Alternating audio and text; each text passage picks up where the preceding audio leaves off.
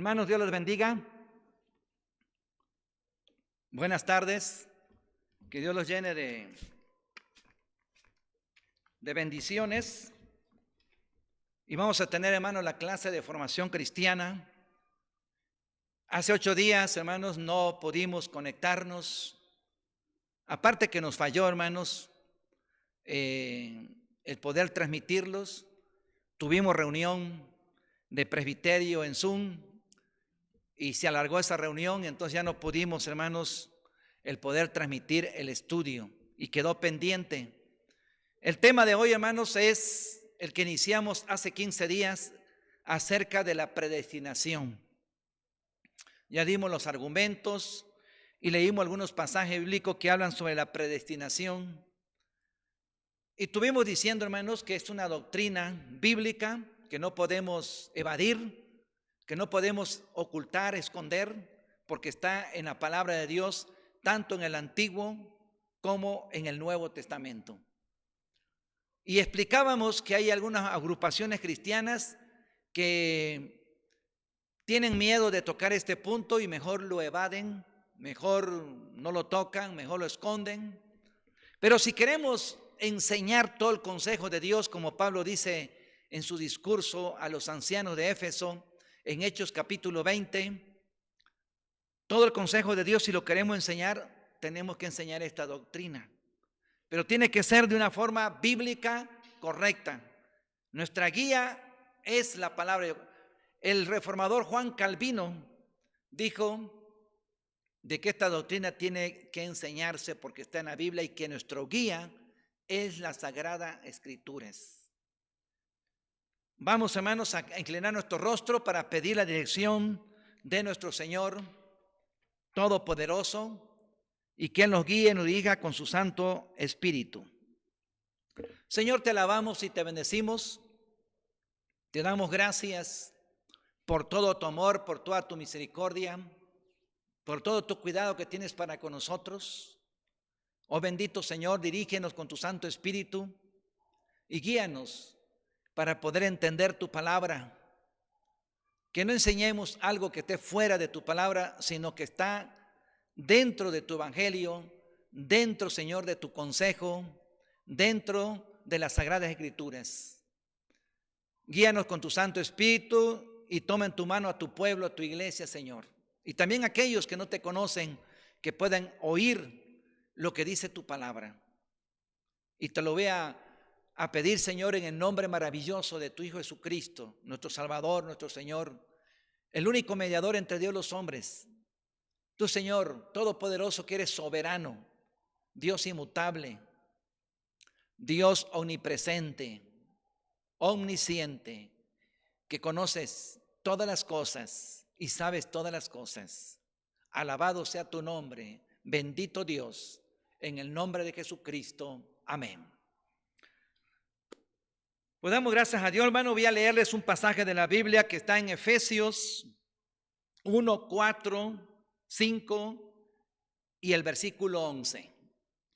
Son pasajes que tienen que ver, hermanos, con la doctrina de la predestinación que encontramos en las Sagradas Escrituras. Dice el versículo 4: según nos escogió en él antes de la fundación del mundo, para que fuésemos santos y sin mancha delante de él.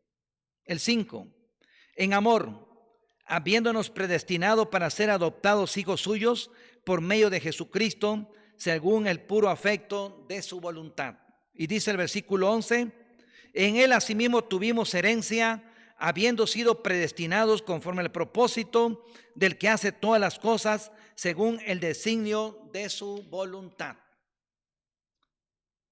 Estos textos, obviamente, que no son los únicos, hay muchos en toda la Biblia que enseñan la doctrina de la predestinación.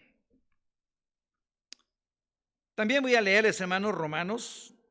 Ya lo leímos anteriormente, pero vale la pena, como pasó ya 15 días, vale la pena mencionarlo, leerlo. En el capítulo 8, versículo 28, 29 y 30, dice el apóstol Pablo de la siguiente manera: y sabemos que a los que aman a Dios todas las cosas les ayudan a bien, esto es, a los que conforme a su propósito son llamados.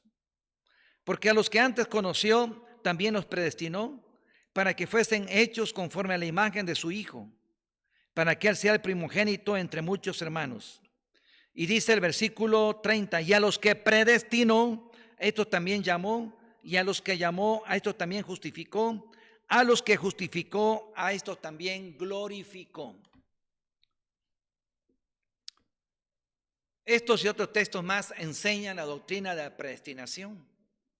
Pero ustedes se preguntarán, ¿qué es la predestinación? Ya lo dijimos hace 15 días, que es el consejo eterno de Dios, donde Él determinó antes de la creación quiénes serían salvos, quiénes formarían parte de su iglesia, pero también decidió pasar por alto los que no formarían parte de su iglesia, y hablo en este caso de los perdidos. Entonces la predestinación es que Dios determinó quiénes serían salvos, quiénes serían cristianos y quiénes no. Hay muchos que no les gusta esto, pero así lo dice la Biblia. Y queremos ser bíblicos. Y esta es la sana doctrina. Porque nuestra visión humana como criaturas de Dios no es igual como la visión de Dios, quien es soberano, que tiene el control de todo, quien es todopoderoso, quien es omnisciente, que conoce todas las cosas del pasado, del presente y del futuro. Y nuestros pensamientos son finitos, no son infinitos como Dios. Y vale la pena mencionar lo que dice Isaías 55, 8 y 9. Dice Dios, porque mis pensamientos no son vuestros pensamientos. Y ahí mismo dice, si lo parafraseamos, dice, así como hay una gran distancia entre el cielo y la tierra, hay una gran diferencia entre lo que yo pienso y ustedes piensan, dice el Señor, por medio de Isaías 55, 8 y 9. Pues bien, hermanos, ustedes se preguntarán, bueno, pero ¿en qué nos ayuda la predestinación? Pues la predestinación tiene que ver con la soberanía de Dios, como lo enseñé y lo dije y lo mencioné hace 15 días. Depende de la soberanía de Dios, Dios que tiene el control de todo. Dios hizo un plan, un decreto eterno. Y dentro de ese decreto está la doctrina de la predestinación, quiénes serán salvos y quiénes no. Dijimos que en esta ocasión, como ya explicamos la doctrina de la predestinación, así de una forma general, vamos a ir a algunas objeciones que algunos hermanos que son de la doctrina arminiana argumentan y le componen a la doctrina de la predestinación, la relajan. De tal manera de que la doctrina de predestinación viene a depender del hombre y no de Dios. Más bien enseñan una predestinación humanista, que está lejos de la soberanía de Dios, que está lejos de la omnipresencia de Dios y omnisciencia de Dios. Si Dios determinó en el pasado, antes de la creación, quiénes serían salvos, no depende del hombre. Depende absolutamente de Dios. Pero voy a tocar dos puntos en donde nuestros hermanos, luego arminianos y otros más que ni son ni arminianos ni calvinistas, que no tienen ninguna doctrina bien formada bíblicamente, pues niegan esta doctrina. Primer punto que quiero tocar es la presencia de Dios. Dicen nuestros hermanos que no creen en la doctrina de la predestinación y que suavizan la doctrina, dicen, bueno, sí está en la Biblia, pero la condicionan a la voluntad humana y no a la voluntad de Dios, quien es soberano y que antes de la fundación del mundo eligió quiénes serían salvos y también decidió quiénes no lo serían. hablando precisamente de la presencia de Dios, ellos definen la presencia de Dios de la siguiente manera.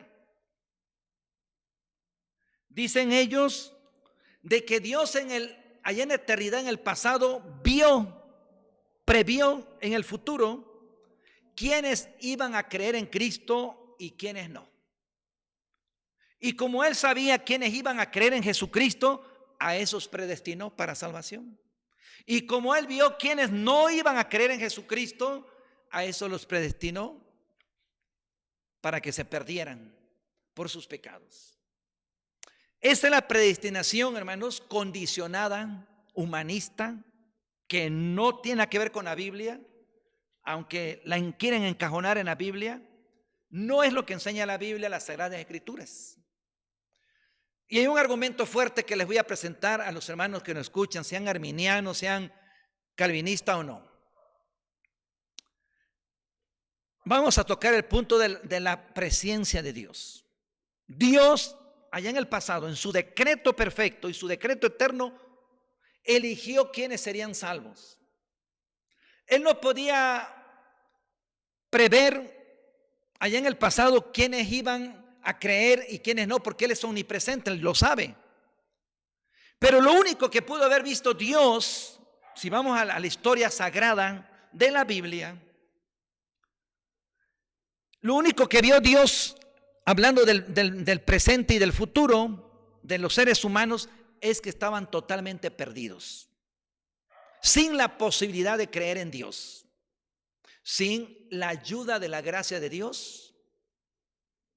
Los perdidos seguirían perdidos. Ahora, ¿qué dice Romanos, el apóstol Pablo en Romanos capítulo 3? Porque sí es cierto, Dios en el pasado vio el futuro y vio quiénes iban a creer por su gracia y quiénes no lo iban a hacer porque los pasaría por alto. Ahora, nuestros hermanos dicen que Dios vio quiénes iban a creer allá en el pasado, en la eternidad del pasado, y en el futuro vio, esa es la presencia de Dios según la definición de los hermanos arminianos, quienes iban a creer y por eso los eligió.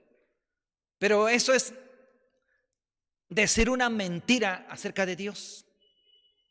Porque el Señor lo que vio en el pasado fue a una humanidad en el futuro caída, muerta en sus pecados y delitos. Y se los voy a explicar rápidamente. ¿Quiénes son los que cayeron en pecado en primer lugar? Adán y Eva. ¿Y qué le dijo Dios cuando los colocó en el huerto del Edén, en el capítulo 2 de Génesis? Todo árbol puedes comer, pero el árbol de la ciencia del bien y del mal no vas a poder comer, porque el día que de él comieres ciertamente morirás. Y Dios no estaba jugando ni se va por las ramas. Si Él les dijo que iban a morir al desobedecer, iban a morir físicamente y espiritualmente. En el hebreo, cuando el Señor dice, el día que de él comieres ese fruto, que Dios prohibió obviamente, ciertamente morirás. En el hebreo está lo siguiente: muriendo morirás. En el original hebreo así se lee: muriendo morirás. Porque en el momento que el hombre desobedece a Dios, el hombre murió de dos maneras. Murió espiritualmente. ¿Qué significa que murió espiritualmente? Ahí en Génesis capítulo 3. Y a través de toda la historia sagrada se está enseñando eso mismo: la caída del hombre. Que el hombre murió espiritualmente significa que quedó totalmente desconectado con Dios. Quedó totalmente separado de Dios. Eso Pablo lo dice en Romanos capítulo 3 y capítulo 6. No, si el hombre está muerto espiritualmente, no tiene la posibilidad de levantarse, sino Dios, por su gracia y por su elección especial, a los que van a ser salvos, los transforma, los cambia y les da una nueva vida. Un hombre espiritualmente muerto como Adán y Eva no tenía la posibilidad de levantarse. Y lo vemos en el mismo texto bíblico. ¿Qué hizo Adán y Eva? Se escondieron, se vistieron con hojas de los árboles, porque les dio vergüenza. Y el Señor llegó al huerto del Edén y empezó a llamarlo. "Oh, ¿dónde estás?" Y después Adán, ya viendo que no podía esconderse de Dios, le dijo: "Estoy escondido, es que tuve miedo", y el Señor le dice enseguida, dice: "¿Acaso comiste el árbol que yo te dije que no comieras?" Y el hombre empieza a echarle la culpa a la mujer y la mujer a la serpiente. Ahí encontramos la gracia de Dios. Porque Dios les dijo: el día que de ese fruto comieres vas a morir. En ese momento Dios tenía todo el derecho, soberano, justo, 3 veces santo. En ese momento hubiera fulminado a Adán y Eva, los hubieran matado, sin ninguna posibilidad de vida. Porque habían ofendido a Dios. Pero Dios les da una posibilidad de vida, les da una esperanza y les promete un Salvador en Génesis 3:15. ¿Qué hizo el Señor? Los vistió con pieles. Tuvo que matar un animal, derramar sangre para cubrirlos. Y dice la Biblia que la sangre del Hijo de Dios nos limpia de todo pecado, como una profecía que apunta de Génesis 3:15 hacia el futuro, o de Génesis 3 cuando el Señor los viste con pieles, Adán y Eva. Dios en ese momento los hubiera matado, pero ¿por qué Dios se toma la molestia de vestirlos con pieles? Y en Génesis 3:15 le da la promesa de un redentor, de un salvador. Esa es la gracia de Dios. Porque en su eternidad Dios predestinó que Adán y Eva caerían en pecado, pero que el Señor los restauraría y les daría vida eterna por medio de Jesucristo en Génesis 3:15. Un muerto, hermanos, no puede levantarse. Así de sencillo. Y estamos hablando de la muerte espiritual. Acuérdense. Está lejos de Dios. No tiene la posibilidad de buscar a Dios. Adán se esconde. ¿Qué iba a buscar a Dios? ¿Quién hace hoy? Todos los paganos que no tienen conocimiento de Dios se esconden. A través de un pensamiento, a través de una cultura, a través de una filosofía, tratan de querer tapar con un dedo al Dios omnipresente, al Dios todopoderoso. No se puede. Así que si tú vas a un panteón, ¿quiénes están ahí sepultados? Tantos muertos. ¿Acaso tienen posibilidad de levantarse? Jamás se van a levantar. Y les pongo un ejemplo bíblico de Juan 11. ¿Quién resucitó a Lázaro? ¿No fue el Señor Jesucristo? ¿Acaso Lázaro tenía la posibilidad de levantarse? Jamás se iba a levantar, si no es por la gracia de Dios y por su predestinación eterna, que Él había decidido resucitar a Lázaro, y así lo hizo. Entonces el Señor es el que da vida, restaura la vida de Eva y de Adán, y le da esa promesa de un redentor en Génesis 3:15, cuando le dice a la serpiente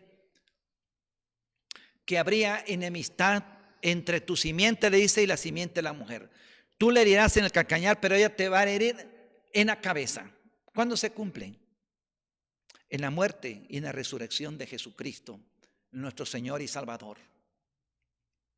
Ahora, el hombre también muere físicamente, porque en ese momento, como ya les dije, que el hebreo dice, muriendo morirás. El día que tú comas de ese fruto, en el hebreo así está, muriendo morirás. Empezó el hombre a envejecer, empezó a morir. No murió así de golpe, empezó a morir.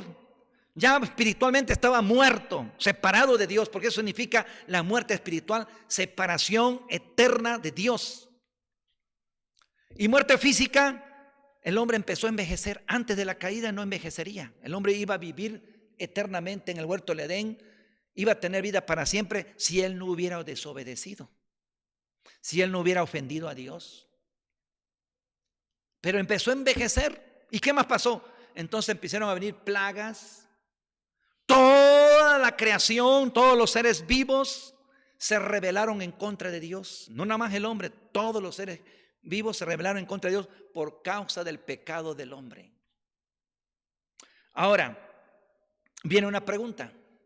¿Acaso un hombre muerto espiritualmente y que está envejeciendo con todas las plagas que hay en su corazón y que está totalmente separado de Dios, tiene la posibilidad de buscar a Dios, de sentir el deseo de buscar? Jamás. Lo vemos en Adán y Eva, estaban escondidos y hoy muchos se esconden igual. No hay la mayor intención de buscar a Dios. Por eso Dios de la eternidad, allá en el pasado, antes de la creación del mundo, vio una humanidad perdida, muerta espiritualmente, sin posibilidad de querer encontrarse con Dios, de poder creer en Jesucristo. ¿Quién es el que por su gracia viene y restaura al hombre y le da una nueva vida? Es el Señor. Ahí encontramos el ejemplo, amados amigos y hermanos, del apóstol Pablo. Cómo me encanta ese ejemplo. No sé qué tienen que decir ahí los hermanos arminianos, pero yo creo que no tiene ningún argumento como el que encontramos en la conversión de Pablo. ¿Acaso Pablo quería ser cristiano? Jamás, ni de broma. Él era enemigo de Dios y enemigo de Cristo y enemigo de la iglesia de Jesucristo. Por eso los perseguía a muerte. Estaba lleno de odio, de rencor en su corazón. Tenía cartas credenciales para perseguir a los cristianos. Y él lo dice en su testimonio. Pero ¿qué pasa cuando va a Damasco, hermanos? Y tiene ese encuentro dramático con el Señor. Y el Señor lo transforma y lo cambia. ¿Acaso él quería ser cristiano? No. ¿Acaso él quería formar parte de la iglesia? Jamás. Él perseguía a los cristianos. Dios en la eternidad. Por eso Pablo es uno de los apóstoles que hablan tan clarito de la predestinación, de la elección eterna de Dios, como ningún apóstol. También lo menciona Pedro en sus cartas. Pero Pablo es el que más claro, porque él lo vivió en persona. ¿Qué dice en 1 Corintios 15? Dice: como uno de los últimos abortivos se me apareció a mí, porque no soy digno de ser apóstol, porque perseguí, dice, la iglesia del Señor, pero por la gracia de Dios, dice, soy lo que soy, y su gracia no ha sido en vano conmigo. Ahí Pablo menciona la gracia de Dios, conectada a la soberanía de Dios, conectada a la predestinación que Dios se fijó en él para transformarlo, siendo él malo, siendo un asesino, un criminal, perseguidor de la iglesia, como lo dice en sus testimonios, en sus cartas y en Hechos de los Apóstoles. Hay dos testimonios de Pablo, el capítulo 22, capítulo 26, si no me equivoco. Está en el 22, está en el 26 o 24. Ahí Pablo da su testimonio y menciona con lujo y detalle lo que pasó cuando iba a Damasco, cómo Dios lo transformó y lo cambió. Él no quería ser cristiano, pero en la eternidad Dios lo predestinó para que fuera cristiano. ¿Cuántos de los rabinos judíos no se perdieron? ¿O están perdidos totalmente? Hasta en la actualidad, ¿cuántos están perdidos porque no creen en Jesucristo? Porque fueron predestinados para perdición. Quizás usted me digan, el hermano Nehemías, ¿cree en la doble predestinación? Creo en la doble predestinación, porque está en las Sagradas Escrituras. Pero Dios no es culpable del pecado. No es culpable del pecado. Entonces, para terminar este punto de la presencia de Dios, Dios en el pasado vio, hablando de nosotros los seres humanos, una humanidad totalmente perdida, comenzando desde Adán y Eva, sin la posibilidad de reconciliarse con Dios. ¿Qué hizo Adán y Eva? Se andaban escondiendo. Y hasta el día de hoy muchos andan así escondidos, que no quieren saber nada de Dios. Pero ¿quién es el que quita las vendas con su Espíritu Santo a los seres humanos, pecadores, malvados, perversos? Es el Espíritu Santo. Cuando el Espíritu Santo toca a una persona, lo cambia. Como pasó en el capítulo 16 de Hechos de los Apóstoles, cuando Pablo y Silas estaban en Filipo. ¿Qué pasó con Lidia? Dice que Dios tocó su corazón para que estuviera atenta al mensaje de Pablo y se convirtió. ¿Quién fue el que tocó su corazón? La cambió el Espíritu Santo. ¿Quién cambió el carcelero de Filipo en ese mismo capítulo 16? Cuando dijo, cayendo de rodillas, ¿qué debo hacer para ser salvo? Y Pablo le dijo, y Silas, cree en el Señor Jesucristo y serás salvo tú y tu casa. Entonces, la definición de la presencia de Dios, Dios vio en el pasado, sí,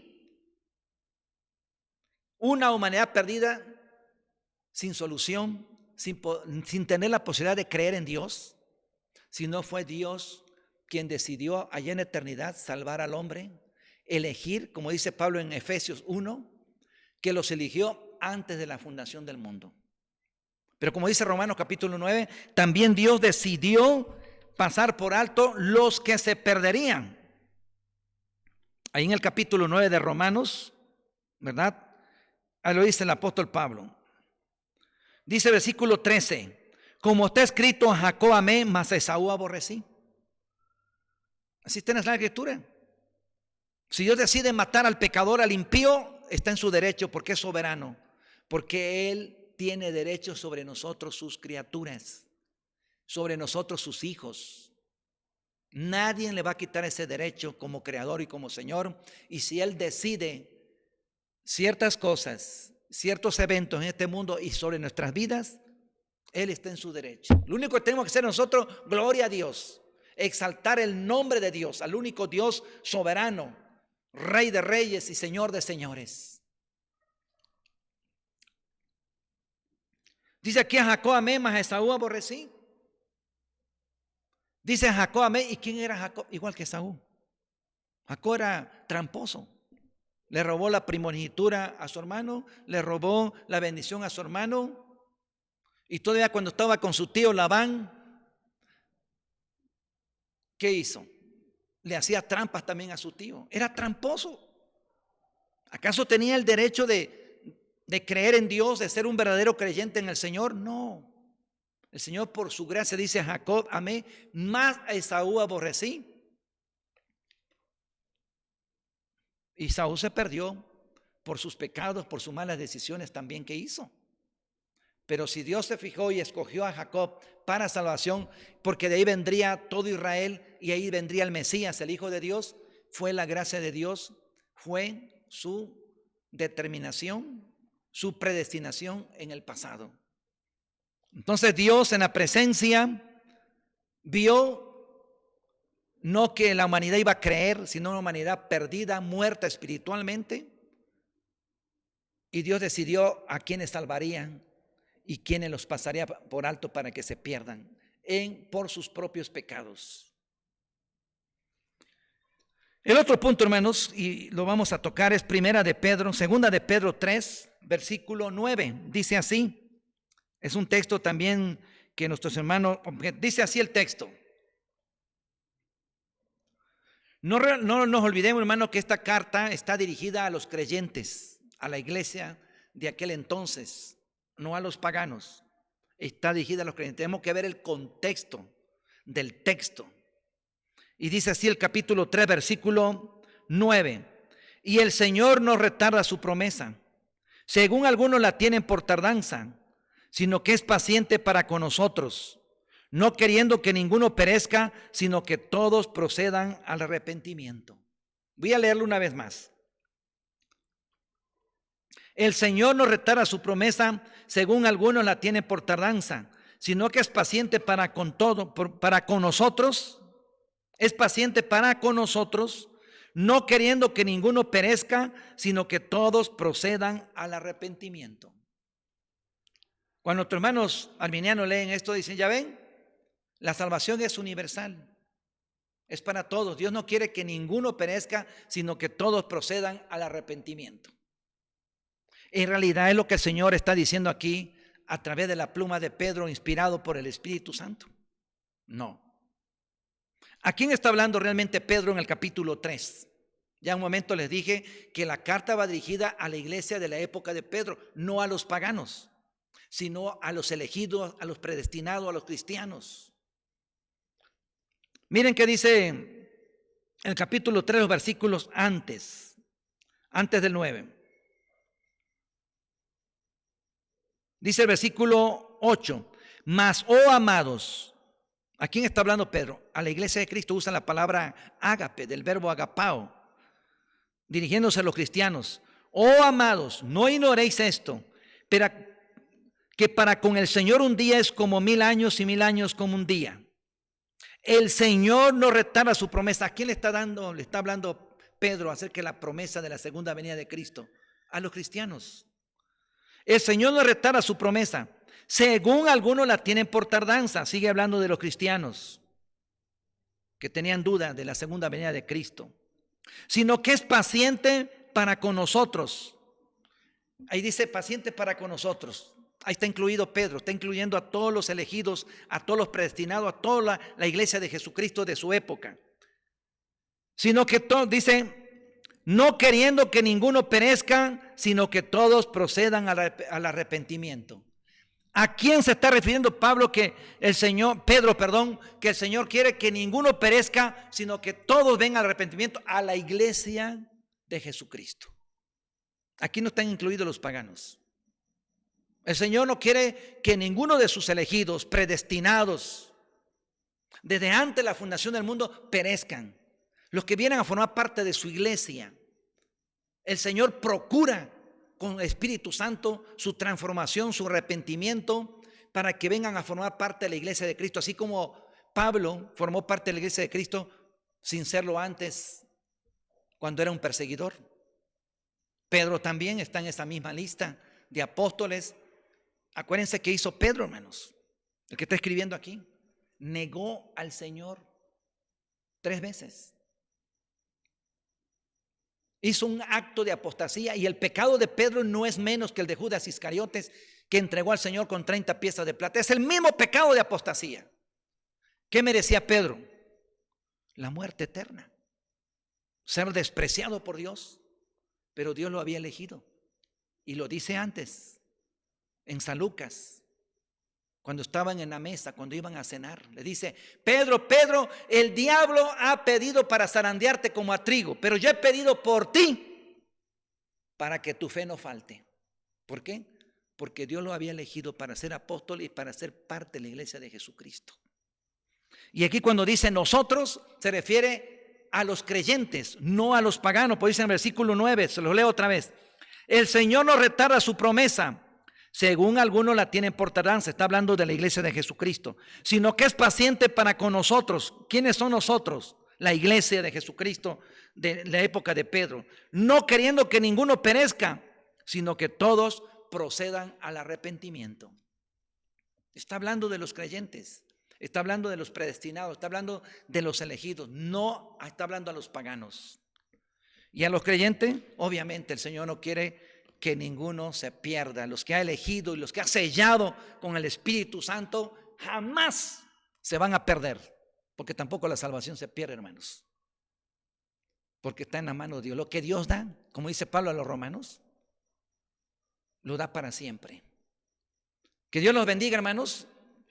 Yo les dije que hoy terminábamos con este tema de la predestinación y que íbamos a tocar los 2 puntos de objeción. Hay otras objeciones más, pero quise tocar estas 2 objeciones de la presencia de Dios y de segunda de Pedro 3:9, para que ustedes lo lean en sus hogares y den gracias y den gloria a Cristo, al Señor, que Dios los haya predestinado para vida eterna.